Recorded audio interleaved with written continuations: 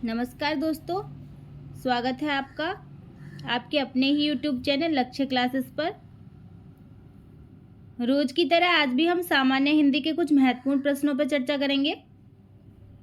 आप सभी लोग जल्दी से जल्दी जुड़ जाइए और सेशन को शेयर कर दीजिए। जल्दी से जल्दी सभी लोग जुड़ जाइए और सेशन को शेयर कर दीजिए सभी लोगों में, ताकि सभी जल्दी से आ सकें। भाई सेशन को शेयर किया करो, बिना शेयर किए कैसे काम चलेगा। चलिए विचार ले लेते हैं आज का क्या होता है। काबिल बनना है तो गिरना तो पड़ेगा मेरे दोस्त, क्योंकि मिठाई खाने का असली मज़ा मिर्ची खाने के बाद ही पता चलता है। काबिल बनना है तो गिरना तो पड़ेगा, क्योंकि जब मिठाई खाते हैं ना, उसका असली मज़ा तभी है तब पहले मिर्ची खा लें। आपने देखा है, पहले आप मिर्ची खा लो तो उसके बाद हम कुछ मीठा खाते हैं जिससे कि हमें मिर्च ना लगे। और वो मीठा खाने में जब जितना अच्छा लगता है ना, उतना अच्छा वो मीठा कभी नहीं लग सकता जितना मिर्ची खाने के बाद लगता है। क्योंकि उससे क्या होता है, हमारी तकलीफ़ कम होती है, इसलिए हमें अच्छा लगता है वो। यदि मिर्ची खाने के बाद हम चीनी भी खाएंगे ना तो भी अच्छी लगेगी, और वैसे हम बर्फ़ी भी खाएंगे तो भी इतनी अच्छी नहीं लगेगी। क्यों लगेगी अच्छी? क्योंकि वो हमारी तकलीफ़ कम कर रही है भाई, इसलिए। तो काबिल बनने के लिए यदि तुम गिरोगे और गिर के जब उठोगे वो आपको बहुत अच्छा लगेगा। लेकिन जो कभी गिरा ही नहीं है उसे क्या पता चलेगा गिरना क्या होता है। लेकिन जो गिर के उठेगा उसको अलग ही आनंद की अनुभूति होगी। तो भाई पहले मिर्ची खा लेना है, बाद में मीठा खाना है, ठीक है, ताकि रसगुल्ला और भी ज़्यादा मीठे लगें। चलिए इतना पढ़ो कि रसगुल्लों का इंतज़ाम हो जाए, खुदा करे हमारा भी नाम हो जाए और आपकी जॉब लग जाए। चलते हैं प्रश्न पर। सभी लोग जल्दी से शेयर कर दीजिए सेशन को। बहुत ही अच्छा प्रश्न है और बहुत ही अच्छा पूरा सेशन है। आप जल्दी से शेयर कर दीजिए सभी दोस्तों में। भाई बिना शेयर किए ऐसे काम नहीं चलेगा, आपको शेयर तो करना चाहिए। अब आप ही शेयर नहीं करेंगे तो कैसे काम चलेगा बताओ। आप खुद देखो आपकी संख्या कितनी है, खुद ही लग रहा होगा आपको अच्छी बात नहीं है ये। इतनी कम संख्या से काम नहीं चलेगा। चलिए प्रश्न ले लेते हैं। अब क्या है, निम्न में से किस वाक्य में सही विराम चिन्ह का प्रयोग हुआ है? सही विराम चिन्ह का उपयोग किस वाक्य में हुआ है ये हमें देखना है। अच्छा अब मैं चलता हूँ, अच्छा अब मैं चलता हूँ, अच्छा अब मैं चलता हूँ, अच्छा अब मैं चलता हूँ। किस वाक्य में सही विराम चिन्ह का प्रयोग हुआ है? वाक्य एक ही लिखा हुआ है भाई, बस विराम चिन्ह हमें देखने हैं कि किस में सही विराम चिन्ह का प्रयोग हुआ है। जल्दी से कमेंट बॉक्स में आंसर दीजिएगा। जल्दी से आंसर दीजिएगा, अच्छा प्रश्न है।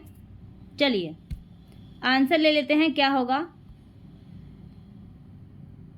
पहला ऑप्शन है हमारा, अच्छा अब मैं चलता हूँ। इसमें विस्मयादिबोधक चिन्ह क्यों आएगा भाई? सिंपल बात है, वो कह रहा है अच्छा अब मैं चलता हूँ। कोई आश्चर्य की बात थोड़ी ना है ये। अच्छा अब मैं चलता हूँ, जो आश्चर्य की बात होती है उसमें लगाते हैं हम विस्मयादिबोधक चिन्ह। सेकंड ऑप्शन हमारा क्या है, अच्छा अब मैं चलता हूँ। ये बिल्कुल सही है। क्यों? क्योंकि अच्छा के बाद वो थोड़ा रुक रहा है। अच्छा अब मैं चलता हूँ, ठीक है। तो ये क्या है, बी ऑप्शन यहाँ बिल्कुल सही होगा। अल्प विराम चिन्ह का यहाँ पे प्रयोग होगा, अल्प विराम। अच्छा अब मैं चलता हूँ ये नहीं होगा। और ये जो लास्ट वाला है डी ऑप्शन हमारा, यहाँ अर्धविराम लगा हुआ है, अर्धविराम नहीं होगा इसमें, ठीक है। चलते हैं अगले प्रश्न पर। प्रश्न है हमारा, जो युद्ध में स्थिर रहता है, वाक्यांश के लिए एक शब्द। जो युद्ध में स्थिर रहता है, वाक्यांश के लिए एक शब्द बताना है हमें। योद्धा, युधिष्ठिर, कुलश्रेष्ठ या स्थाई। जल्दी से कमेंट बॉक्स में आंसर दीजिएगा, क्या होगा इसका सही आंसर। बहुत ही अच्छा प्रश्न है भाई। चलिए, बहुत अच्छा प्रश्न है, जल्दी से आंसर दीजिएगा। जो युद्ध में स्थिर रहता है उसे क्या कहते हैं?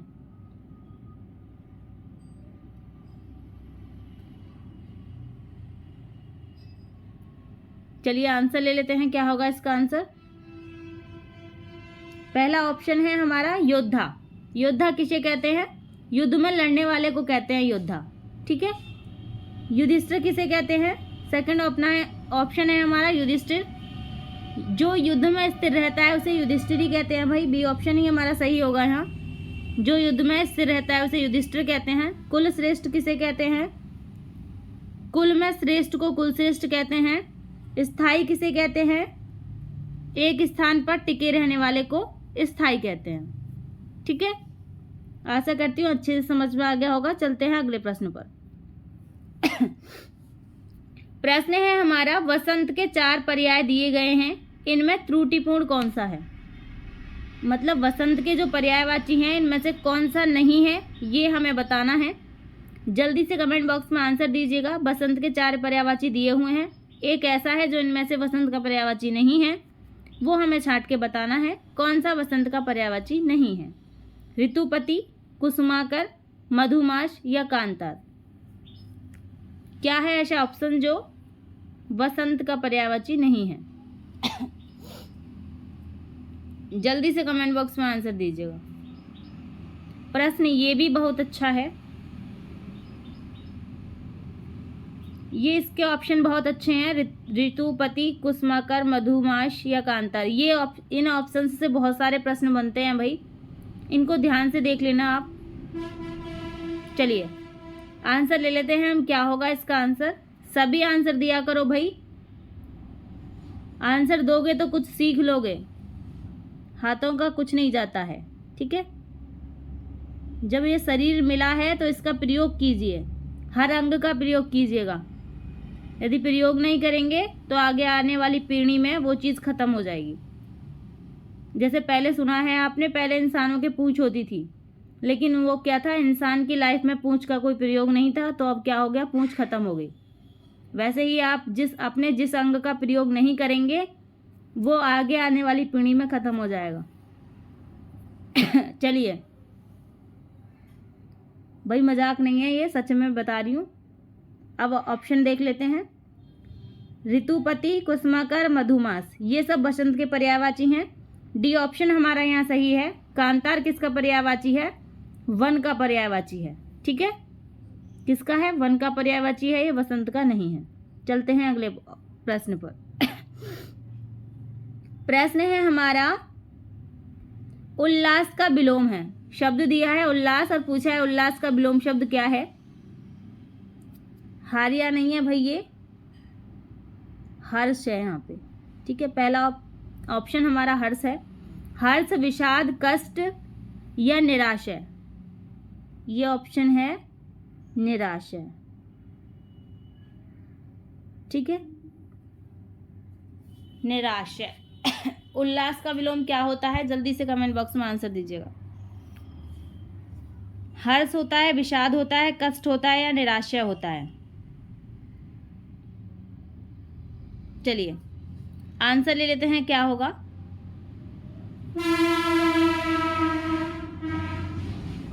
हर्ष किसका विलोम होता है?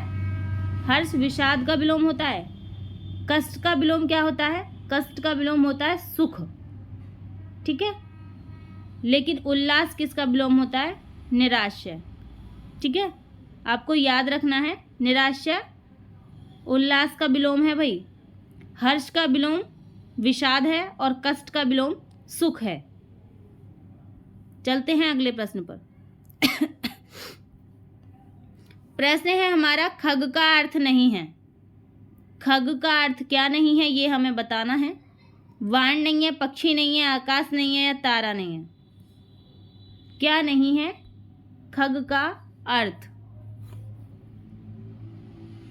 जल्दी से कमेंट बॉक्स में आंसर दीजिए, खग का अर्थ क्या नहीं है।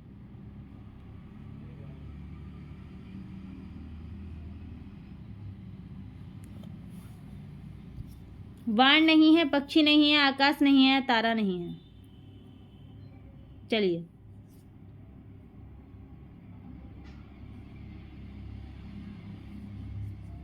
आंसर ले लेते हैं, क्या होगा?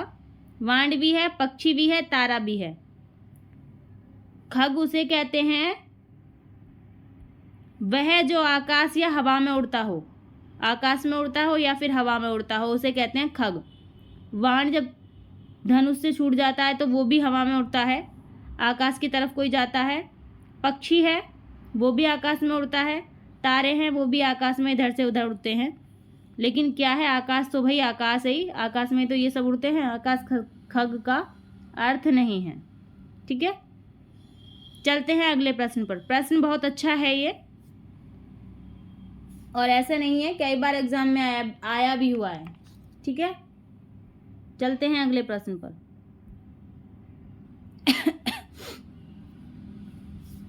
प्रश्न है हमारा, जंगल में रहने वाला प्राणी के लिए एक शब्द है। जो प्राणी जंगल में रहते हैं उनके लिए एक शब्द बताइए। जलज, जलनिधि, जलचर या जलधर। जंगल में रहने वाले प्राणियों के लिए क्या कहते हैं? जल्दी से बताइए। जलज कहते हैं, जलनिधि कहते हैं, जलचर कहते हैं या जलधर कहते हैं?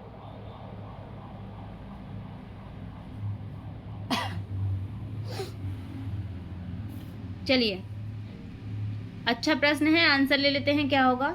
भाई शेयर कर दीजिए। कितनी बारी मैं कहती हूँ सेशन को शेयर कर दिया करो, बिना कहीं शेयर कर दिया करो।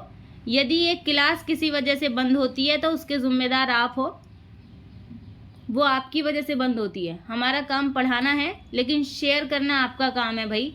आप अपना काम नहीं करोगे तो हो सकता है ये क्लास बंद हो जाए, क्योंकि जितने लोगों की संख्या है उतने लोगों से कुछ हो नहीं रहा है। आपको संख्या बढ़ानी चाहिए, ये मैं रोज़ कह रही हूँ कि आप संख्या बढ़ाइए भाई।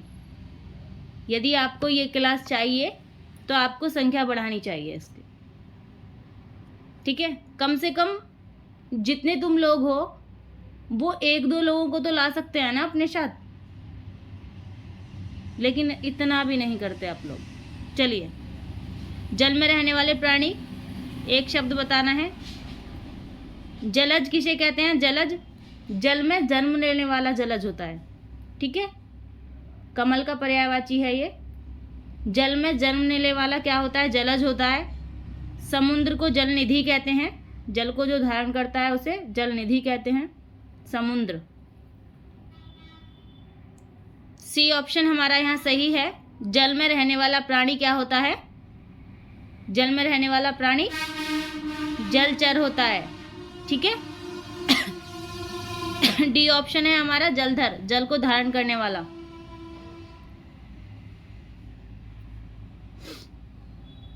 चलिए, प्रश्न है हमारा, सोने में सुगंध मुहावरे का सही अर्थ है।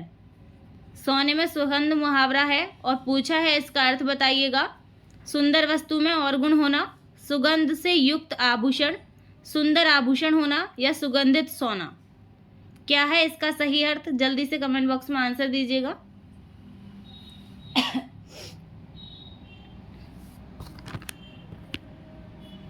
हम लोग आपके लिए इतनी मेहनत करते हैं भाई, टाइप करते हैं, वीडियो बनाते हैं, क्वेश्चन छांट के लाते हैं, लेकिन आप लोगों पे बस क्या नहीं होता, उंगलियां नहीं चलाई जाती, शेयर नहीं किया जाता।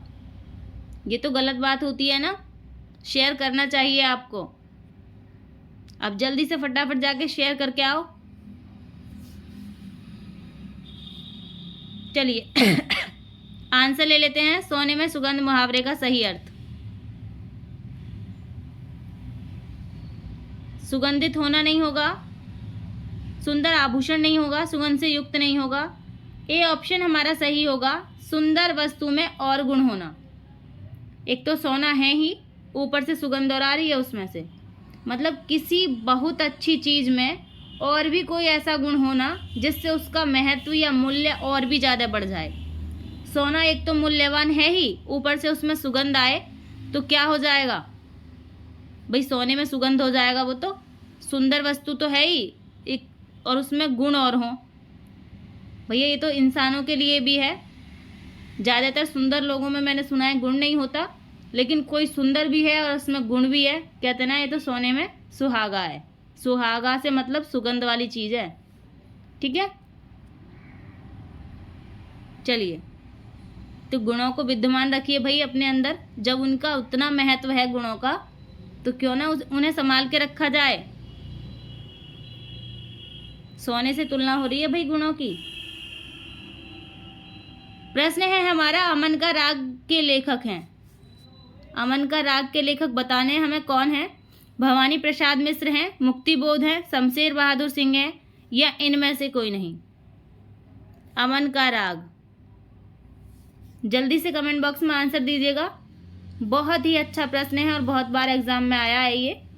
आप सभी को इसका आंसर पता भी होगा। अमन का राग के लेखक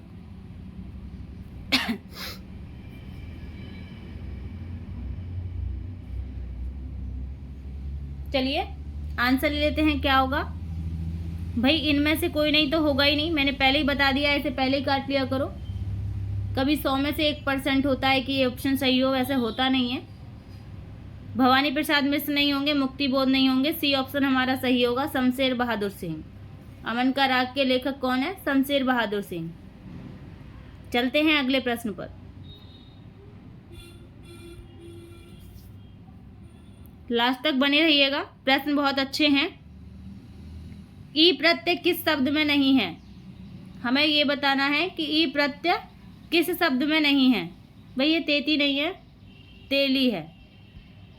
ठीक है, तेली। पहले ऑप्शन में तेली है भाई, तेती नहीं है। वैसे तेती भी है तो भी कोई बात नहीं है। तेली, चमेली, माली या अलबेली, किस में ई प्रत्यय नहीं है? ई प्रत्यय किस में नहीं है ये हमें बताना है। जल्दी से कमेंट बॉक्स में आंसर दीजिएगा, ई प्रत्यय किस में नहीं है।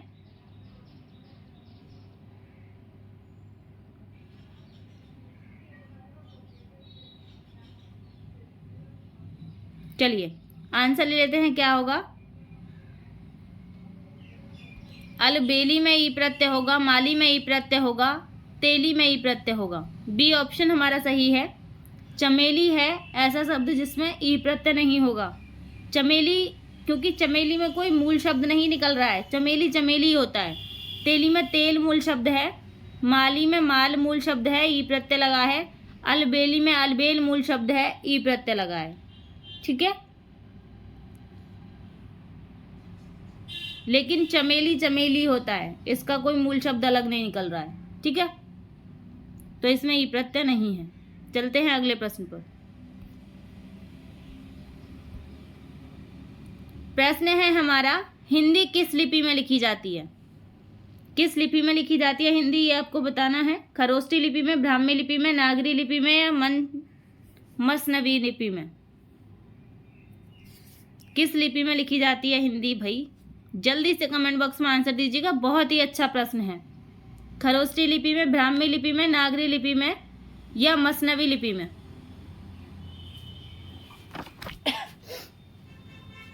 प्रश्न अच्छा है भाई, जल्दी से कमेंट बॉक्स में आंसर दीजिए इसका, क्या होगा इसका सही ऑप्शन। चलिए आंसर ले लेते हैं, क्या होगा। खरोष्टी लिपि नहीं होगा, ब्राह्मी लिपि नहीं होगा, मसनवी लिपि नहीं होगा। सी ऑप्शन हमारा सही है, हिंदी। हिंदी लिखवा रहा है ये हमसे। हिंदी देवनागरी लिपि में ही तो लिखते हो, देवनागरी का शॉर्ट में लिखा हुआ है नागरी। देवनागरी का शॉर्ट में लिखा हुआ है भाई नागरी। कंफ्यूज हो गए होंगे इस शब्द से। ठीक है, देवनागरी का शॉर्ट में नागरी लिख दिया है। ठीक है, नागरी लिपि से ही तो हिंदी बनी है, देवनागरी ही तो नागरी है। देवनागरी जो है, कुछ लोग ब्राह्मी भी समझ रहे होंगे इसमें। ब्राह्मी नहीं है, ब्राह्मी क्या है ये भी मैं बता देती हूँ। देवनागरी एक लिपि है जिसका विकास ब्राह्मी लिपि से हुआ है। हिंदी का विकास ब्राह्मी से नहीं हुआ, देवनागरी लिपि ब्राह्मी लिपि से हुआ है, देवनागरी लिपि का। लेकिन हिंदी का जो हुआ है वो देवनागरी लिपि से हुआ है। ठीक है, और देवनागरी लिपि का ब्राह्मी लिपि से हुआ है। ऐसे इनका क्रम है। चलते हैं अगले प्रश्न पर। प्रश्न है हमारा, हिंदी के स्पर्श व्यंजन के 5 वर्गों के दूसरे और चौथे वर्ण होते हैं, क्या होते हैं ये हमें बताना है। बहुत ही अच्छा प्रश्न है। थोड़ा टाइम लेने वाला प्रश्न है।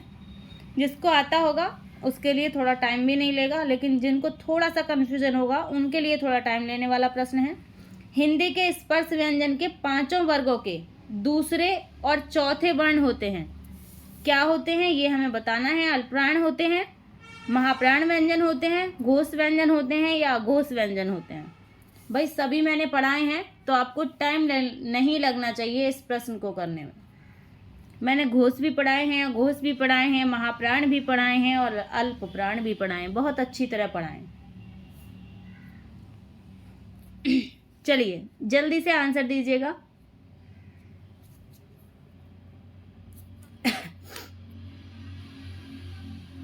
आंसर ले लेते हैं, क्या होगा। सबसे पहले देख लेंगे पहले ऑप्शन को, अल्प प्राण व्यंजन। अल्प प्राण क्या होते हैं पहले हम ये देखेंगे, तभी तो हमें आंसर पता चलेगा।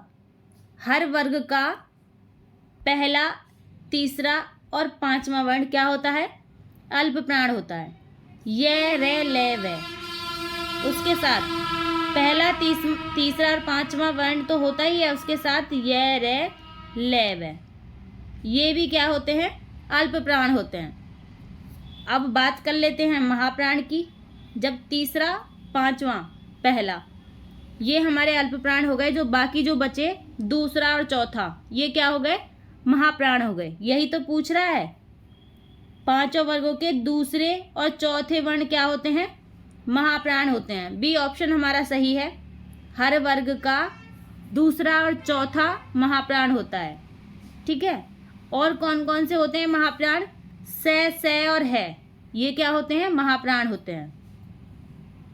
अब घोष पे बात कर लेते हैं। घोष कौन कौन से व्यंजन होते हैं, हर वर्ग का तीसरा, चौथा और 5वां। हर वर्ग का तीसरा, चौथा और 5वां वर्ण क्या होता है, घोष होता है। याद रखिएगा, अल्प प्राण पहला, तीसरा, 5वां होता है, लेकिन घोष तीसरा, चौथा और 5वां होता है। ठीक है। घोष में येरे लेवे आते हैं। येरे लेवे के साथ याद रखना घोष में है भी आता है। यहाँ है से के साथ नहीं है, यहाँ है घोष व्यंजन में आता है। येरे लेवे के साथ है भी है जो घोष व्यंजन में आता है। ठीक है। अघोष पे बात कर लेते हैं। अघोष कौन से होते हैं, हर वर्ग का पहला और दूसरा वर्ण क्या होता है, अघोष होता है। और इसमें तीनों से आती हैं। याद रखना है अघोष में नहीं आता है, तो घोष में आता है। अघोष में तीनों से आती हैं। ठीक है। आशा करती हूँ अच्छे से समझ में आ गया होगा। चलते हैं अगले प्रश्न पर। प्रश्न है हमारा, निम्नलिखित में से कौन सा वाक्य शुद्ध है। कौन सा वाक्य शुद्ध है ये हमें बताना है। जल्दी से कमेंट बॉक्स में आंसर दीजिएगा, कौन सा वाक्य शुद्ध है। मैं गाने की कसरत करता हूँ, मैं गाने का शौक कर रहा हूँ, मैं गाने का अभ्यास कर रहा हूँ, मैं गाने का व्यायाम कर रहा हूँ। क्या कर रहा है भाई गाने का, ये आपको बताना है।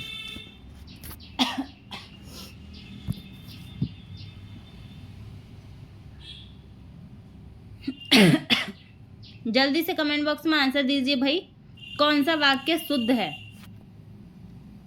शुद्ध वाक्य बताना है हमें, कौन सा शुद्ध है। चलिए आंसर ले लेते हैं, क्या होगा। मैं गाने की कसरत कर रहा हूँ, क्या गाने की हम कसरत करते हैं। मैं गाने का शौक कर रहा हूँ, क्या हम गाने का शौक करते हैं।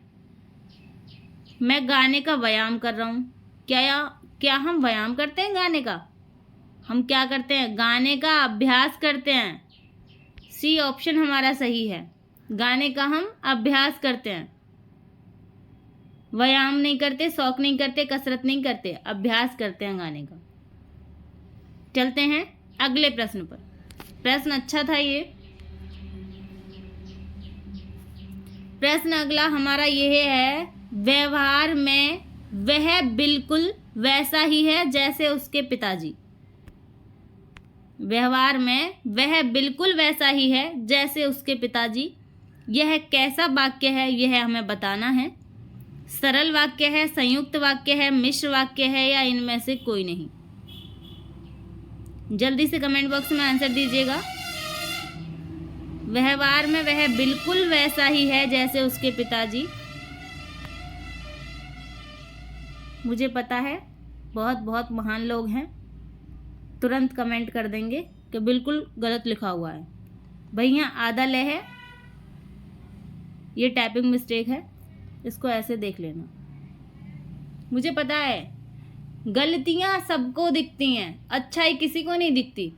कोई एक टाइपिंग मिस्टेक भी हो जाएगी, वो सबको दिखेगी, लेकिन जो अच्छाई इतना सारा मैं बोलती हूँ वो किसी को नहीं दिखता।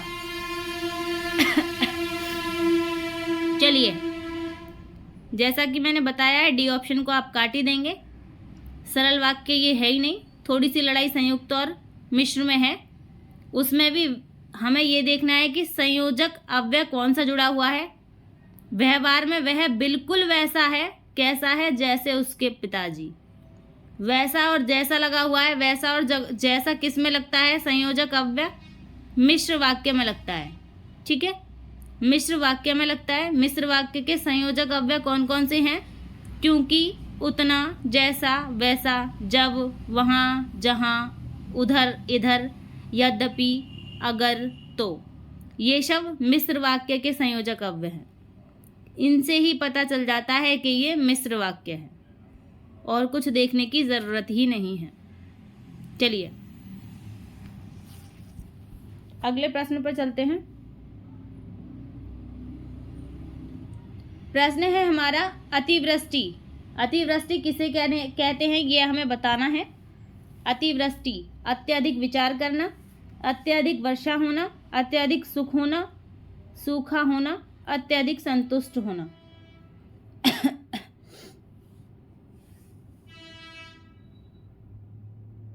सूखा है भाई, ये सुख नहीं है, ये इधर की मात्रा होती है सूखा में। ठीक है, चलिए, अत्यधिक विचार करना, अत्यधिक वर्षा होना, अत्यधिक सूखा होना, अत्यधिक संतुष्ट होना। सही बताइए किसे कहते हैं? अतिवृष्टि। चलिए आंसर ले लेते हैं हम। क्या होगा? अत्यधिक विचार करना नहीं होगा, अत्यधिक सूखा होना नहीं होगा, अत्यधिक संतुष्ट होना नहीं होगा। बी ऑप्शन हमारा सही होगा, अत्यधिक वर्षा होना। अतिवृष्टि कहते हैं उसे जब ऐसी वर्षा हो जिससे बहुत ज़्यादा हानि हो जनधन की। ऐसी वर्षा जिससे जनधन की हानि हो, फसल नष्ट हो जाए, या और भी पेड़ वेड़ गिर जाएं, पर्यावरण में बहुत ज़्यादा इफेक्ट हो उसका, उसे कहते हैं अतिवृष्टि। चलिए चलते हैं अगले प्रश्न पर। ज़रूरत से ज़्यादा तो हर चीज़ नुकसानदायक होती है, बारिश भी ज़रूरत से ज़्यादा नुकसानदायक होती है। ठीक है, हनुमान का पर्यायवाची शब्द नहीं है। क्या नहीं है ये हमें बताना है। भाई हनुमान जी हैं और इनके पर्यायवाची शब्द आप सभी को पता ही हैं। ये बताना है कि हनुमान का पर्यायवाची शब्द कौन सा नहीं है। पवनसुत, अंजनी पुत्र, मारुति या विनायक, कौन सा ऐसा शब्द है इनमें जो हनुमान जी का पर्यायवाची नहीं है? जय बजरंगबली, जल्दी से बताइए आंसर। नाम लो सभी हनुमान जी का और आंसर बता दो। इसका आंसर सभी का सही होगा। मैंने जानबूझ के लिया है ये प्रश्न, बहुत आसान प्रश्न है। भाई भगवान जी का नाम सामने आ गया, कैसे छोड़ते? लेना तो था ही, इससे आसान क्या ही कोई प्रश्न होगा। चलिए, पवनसुत हनुमान जी कहते हैं, अंजनी पुत्र कहते हैं, मारुति कहते हैं, विनायक नहीं कहते। विनायक तो गणेश जी को कहते हैं, लड्डू खाने वालों को कहते हैं विनायक। ठीक है, चलिए अगले प्रश्न पे चलते हैं। प्रश्न है हमारा परीक्षा शब्द है, तत्सम है, तद्भव है, देशज है या विदेशज है? कैसा शब्द है परीक्षा? जल्दी से कमेंट बॉक्स में आंसर दीजिए, परीक्षा कैसा शब्द है? तत्सम है, तद्भव है, देशज है या विदेशज है?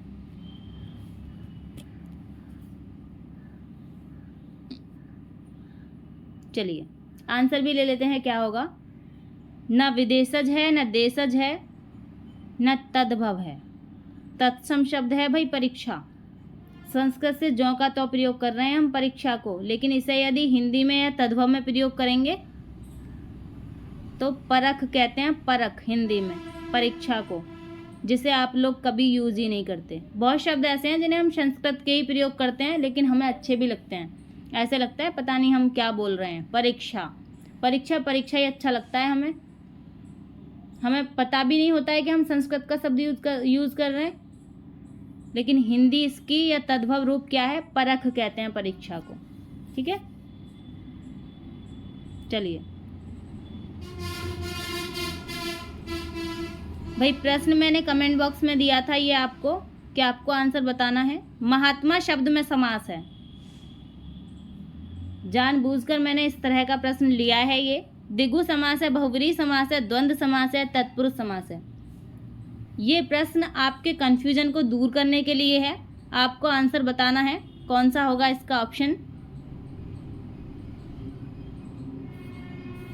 चलिए, आप कह रहे होंगे बताने के लिए कुछ है ही नहीं, ऑप्शन साफ है। यदि एग्जामिनर ये चाहे कि बच्चे सही कर दें तो ऐसा प्रश्न देगा एग्जाम में। यदि एग्जामिनर ये चाहे कि बच्चे गलत करें इसे, तो क्या करेगा, इसमें कर्मधारय ऑप्शन में और दे देगा। तो आप क्या हो जाएंगे, कन्फ्यूज हो जाएंगे कि भाई कर्मधारय लगाएं या बहुव्रीहि लगाएं। बहुत सारे ऐसे प्रश्न हैं जिनमें कन्फ्यूजन है। पहले इसका आंसर ले लेते हैं, फिर थोड़ा सा बात करते हैं इस पर। द्विगु नहीं होगा भाई, द्वंद्व नहीं होगा, तत्पुरुष नहीं होगा। बी ऑप्शन हमारा सही होगा, बहुव्रीहि समास। बहुत चतुर अध्यापक होते हैं जो इस तरह के प्रश्न लेते हैं। ठीक है, ऑप्शन डिपेंड है थोड़ा सा। इसका विग्रह करेंगे हम, क्या होगा, महान है जो आत्मा, महात्मा। इस शब्द को देखा जाए तो इसमें कर्मधारय समास है, लेकिन इससे पहले इसमें एक और नियम लग रहा है। ये महात्मा शब्द चला कहाँ से है? ये महात्मा शब्द एक उपाधि भी है। विद्यार्थी की नज़र बहुत तेज होनी चाहिए, चारों तरफ घूमनी चाहिए प्रश्न को पढ़ते ही। महात्मा एक उपाधि है, इसको उपाधि मानते हुए ही इसमें बहुव्रीहि समास आया है, क्योंकि उपाधियाँ बहुव्रीहि समास में होती हैं। मैंने ऑप्शन में कर्मधारय नहीं लिया, जानबूझकर नहीं लिया है, क्योंकि उससे आपको कन्फ्यूजन हो जाता, इसलिए मैंने ऑप्शन में बहुव्रीहि लिया है। उपाधियाँ बहुव्रीहि समास में होती हैं भाई, लेकिन यदि हम इसका विग्रह महान है जो आत्मा के तौर पे करते हैं तो इसमें कर्मधारय समास भी लगा सकते हैं आप। ऑप्शन में बहुव्रीहि ना हो तो आप कर्मधारय लगा सकते हैं, ऑप्शन में कर्मधारय ना हो तो आप बहुव्रीहि लगा सकते हैं। लेकिन यदि दोनों हो तो वो थोड़ा सा ये देखने पर डिपेंड कर सकते हैं कि भाई क्या होगा इसका आंसर, क्योंकि दोनों ही सही हैं, इसमें गलत कोई सा नहीं है, दोनों ही सही हैं इसमें। ठीक है, ये अपवाद स्वरूप है, लेकिन यदि एक एक ऑप्शन आ रहा है तो आप बहुव्रीहि लगा सकते हैं। उपाधियां बहुव्रीहि में आती हैं। ठीक है, चलिए चलते हैं अगले प्रश्न पर। समझ में आ गया होगा कन्फ्यूजन। वैसे तो ऐसे प्रश्न एग्जाम में आने नहीं चाहिए, यदि आ रहे हैं तो भाई मेरी तरह उन्हें एक ऑप्शन लेना चाहिए, दोनों ऑप्शन नहीं लेने चाहिए। यदि लें तो भाई मैं अपना बता रही हूँ, यदि मेरे एग्ज़ाम में ये प्रश्न आ जाए और मैं उस एग्ज़ाम में बैठी हूँ तो मैं, यदि दोनों ऑप्शन भी दिए हुए हों कर्मधारय और बहुव्रीहि, तो मैं बहुव्रीहि लगा के आऊँगी, कर्मधारय नहीं लगाऊंगी। ठीक है, इसलिए मैंने बहुव्रीहि को लेके बनाया है। चलिए चलते हैं अगले प्रश्न पर। प्रश्न है हमारा, निम्नलिखित में से शुद्ध वर्तनी वाला शब्द है। शुद्ध वर्तनी वाला शब्द कौन सा है ये हमें बताना है। प्रतिदर्श, दृष्ट, रचेता या आहार। क्या है शुद्ध वर्तनी वाला शब्द? जल्दी से कमेंट बॉक्स में आंसर दीजिएगा भाई।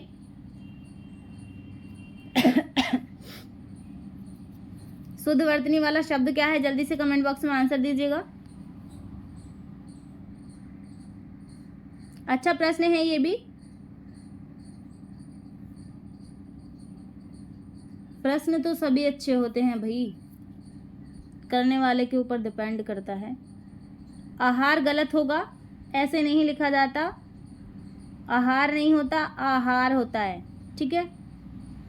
रचेता ऐसे नहीं लिखा जाता भाई, ये बहुत महत्वपूर्ण है। रचेता एग्जाम में कितनी बार आया है ये, ऐसे लिखा जाता है रचेता। दृष्ट नहीं होता भाई, या तो ये शब्द दृष्टि होता है या ये शब्द दृष्टा होता है, ठीक है। दृष्टा देखने वाला और दृष्टि देखने वाली, लेकिन दृष्ट नहीं होता, ठीक है। ए ऑप्शन हमारा यहाँ सही है, प्रतिदर्श बिल्कुल शुद्ध लिखा हुआ है। चलिए चलते हैं अगले प्रश्न पर। प्रश्न है हमारा, पशु चर रहे हैं, वाक्य में संज्ञा है। कौन सी संज्ञा है ये हमें बताना है। व्यक्तिवाचक संज्ञा है, जातिवाचक संज्ञा है, भाववाचक संज्ञा है या द्रव्यवाचक संज्ञा है। जल्दी से कमेंट बॉक्स में आंसर दीजिए। पशु चर रहे हैं।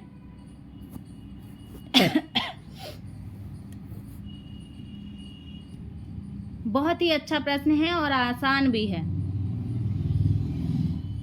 वन रक्षक परीक्षा में पूछा गया प्रश्न है भाई, ये आसान प्रश्न है बहुत।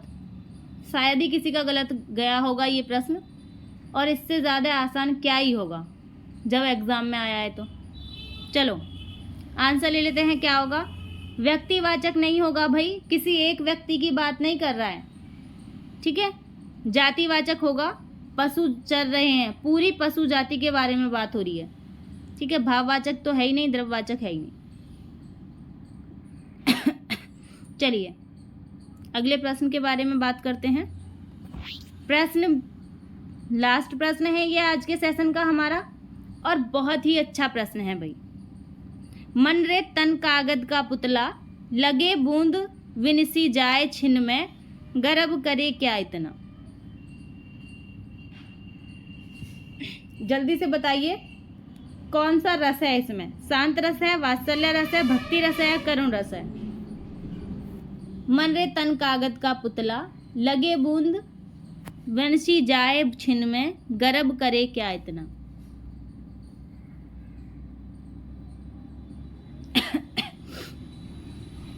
कबीरदास जी की लाइन है भाई, ये बहुत ही अच्छी लाइन है। चलिए जल्दी से बताइए कौन सा रस होगा। कबीरदास जी कहते हैं, मन तू अपने तन पर, मन रे तन कागज का पुतला। कबीरदास जी कहते हैं मन तू अपने तन पर, अर्थात तन का मतलब यहाँ क्या है, शरीर पर इतना गुमान क्यों करता है। गर्व का मतलब क्या होता है, गुमान। इतना गुमान क्यों करता है।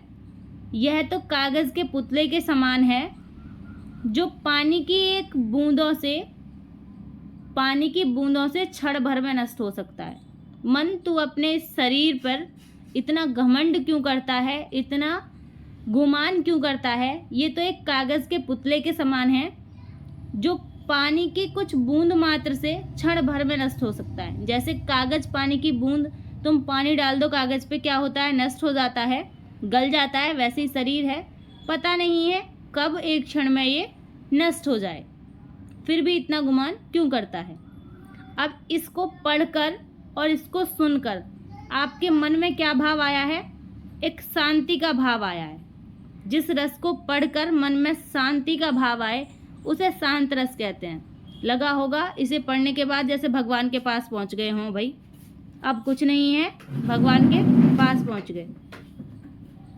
तो इसमें क्या है, शांत रस है, वात्सल्य नहीं होगा, भक्ति नहीं होगा, करुण रस नहीं होगा, ठीक है। चलिए आज के सेशन का लास्ट प्रश्न था ये। लाइक शेयर सब्सक्राइब करते रहिएगा। इतनी देर तक बने रहने के लिए धन्यवाद।